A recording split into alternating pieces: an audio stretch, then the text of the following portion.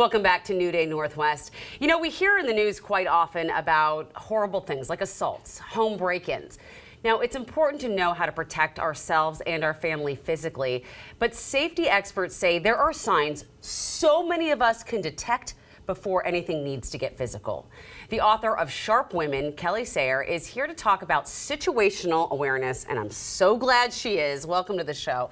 This is something my mom always said to me. She said, keep your head on a swivel. Yes. She was a single mom. She knew the dangers out there. She'd personally experienced it. But let's talk about what you mean by situational awareness. Sure. So situational awareness is using all of your senses, because a lot of times we hear, keep your head on a swivel, which makes us think of our eyesight. But our sense of hearing works at night. You know, we can hear in the dark, hear around corners. So to me, it's using all of our senses and trusting our intuition when something's off. Yeah. And then making our safety a priority. Yeah. I want to ask about certain things like trusting our gut in a second. But first, why do you focus as an educator, as an author, on situational awareness over physical self-defense?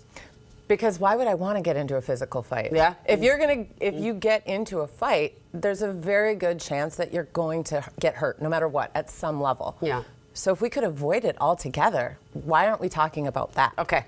That's a good point, especially the physical trauma that happens through these things. Even if you're okay or somewhat okay, you're never going to be okay.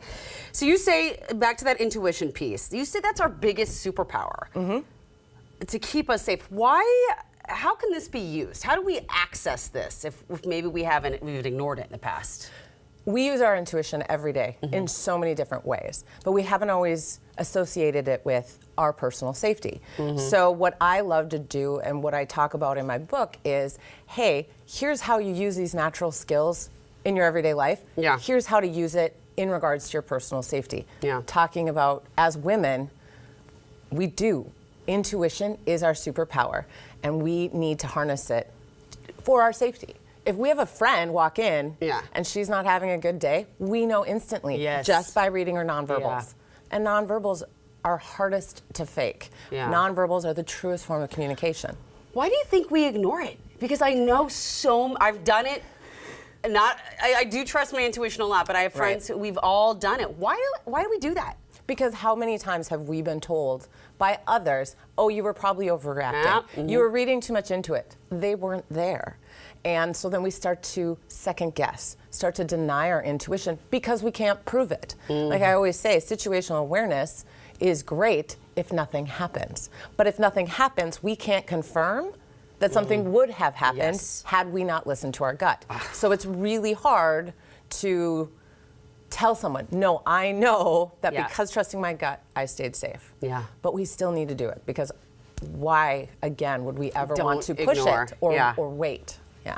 Let's talk about some real life situations and trusting our gut and not thinking we're overacting, we're not. Things like persistence. You say it's not romantic, it's stalking when someone goes too far. Right, because we often think that, oh, if they're pursuing me and they're very persistent or determined, that's a sign that they're really interested in me. Right. It's not. By most definitions, stalking is 2 or more contacts. That could be texts, phone calls, emails. And you know, a situation that I share in the book is a woman went on a first date, wasn't interested in a second date, and the gentleman kept being persistent and started sending flowers to her work. And what happened is she said, this is not okay with me. I've told you to stop contacting me. I'm not interested. Yeah. But the other women around her were, oh, well, give him a chance. Look, now he's sending flowers. Oh. And so we get outside pressure from other women saying, and then we second guess, well, maybe he isn't so bad. Maybe he is really sweet. But you're forgetting, no, you said no. And he's not respecting your boundaries, which could lead to problems in the future. And let's just be clear, if somebody is keeping after you, it's not about you. It's they got a problem with their own insecurity. Yes. This is not about like, oh, you're so special and wonderful. There is something wrong with that person. Correct. They're latching onto you. So let's keep that clear. Walking home. We're walking home. How do we keep safe? Well, and context matters. It depends. Is it during the day? Look in the shop windows. Look in your reflective surfaces to see, is someone following me? Does anything seem odd? Pay attention to that. Trust your gut. Again, at night, I always carry a flashlight. It's one of the best self-defense tools, and it can go with me everywhere. On airplanes, in concerts. Like what in kind of sporting events. flashlight? Like a little palm, handheld, tactical flashlight. I love it because I'm going to be shining it as I'm walking through the dark and looking in all of the corners. Okay. So. Kind of going back to what you mentioned about the girl getting the flowers and oh, but he's so sweet. A lot of us are taught to be polite. Don't be rude. Be polite. You can, you know, more sugar with the honey than vinegar. Why? You have a situation outside a coffee shop that you wanted to share. Tell us about that. Yes. So a girlfriend and I were doing a long goodbye, standing outside the entrance of the coffee shop, and a gentleman interrupted us and said, "Hey, are you selling any Girl Scout cookies?" And I said, "No." And he asked his question again. I said, "No." And then he got upset. Geez, lady, I was just trying to start a conversation. And I said, "Yep." And he walked away.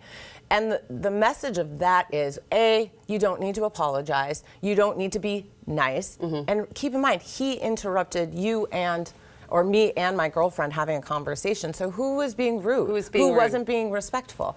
And that's the thing as women, we don't need to apologize for being direct. Yeah. We only have a few more seconds, and I wish we had more time. My producer's saying we have to wrap, but can I just ask you really quickly? Sure. Traveling, I was just recently traveling alone with my children, and I was scared as a scared rabbit because I just thought I felt so vulnerable. Any quick advice for when you're traveling alone as a woman? For your traveling, again, this is a new environment. Maybe you haven't been there before. The door stopper alarms are great. Traveling with that flashlight to always have some sort of tool. And again, trust your gut. It all comes back to trust your intuition. Thank you so much for giving us permission to have the strength and courage and not feel bad. I really appreciate you. Please come back again. Yes, thank you.